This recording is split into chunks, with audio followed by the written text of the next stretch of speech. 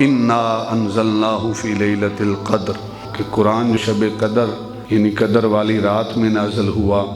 کیسے نازل ہوا؟ کیا یکبارگی نازل ہوا یا تھوڑا تھوڑا کر کے نازل ہوا؟ حضرت جبریل امین روایات میں آتا ہے کہ آپ پورا قرآن مجید لے کر لیلۃ القدر میں لوح محفوظ سے آسمان دنیا کی طرف بیت العزت میں نازل کیا، یعنی لوح محفوظ سے لیا جبریل امین نے اس پورے قرآن کو اور لے کر بیت العزت آسمان دنیا کی طرف سارا قرآن مجید یکبارگی جبریل امین لے کے آئے اور لیلۃ القدر کی رات بیت العزت میں اس کو نازل کیا۔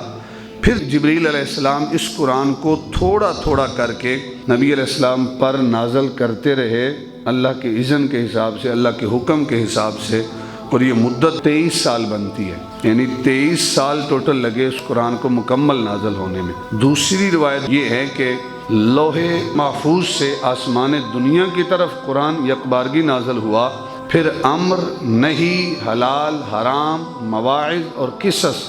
لوگوں کے سوالات کے جوابات میں حسب ضرورت، اور محبوب خدا صلی اللہ علیہ وسلم پر 23 سال کے عرصے میں تھوڑا تھوڑا نازل ہوتا رہا،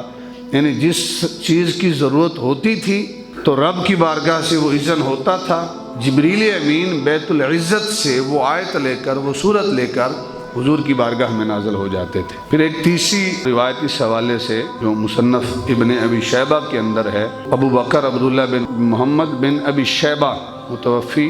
235 ہجری، آپ فرماتے ہیں جو دیگر کتابیں نازل ہوئیں اس حوالے سے بھی کہ حضرت ابراہیم علیہ السلام کے جو صحیفے ہیں،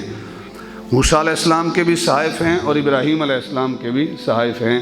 تو ابراہیم علیہ السلام کے جو صحیفے ہیں وہ یکم رمضان المبارک کی شب کو نازل ہوئے، یعنی پہلی رمضان کو نازل ہوئے، اور زبور 6 رمضان کو نازل ہوئی، اور انجیل جو ہے یہ 18 رمضان کو نازل ہوئی، اور قرآن جو ہے ایک روایت میں کہ 27 رمضان المبارک شب قدر کی رات، اور ایک روایت میں 24 رمضان المبارک کو نازل ہوئی۔ یہ مصنف ابن ابی شیبہ کی روایت ہے۔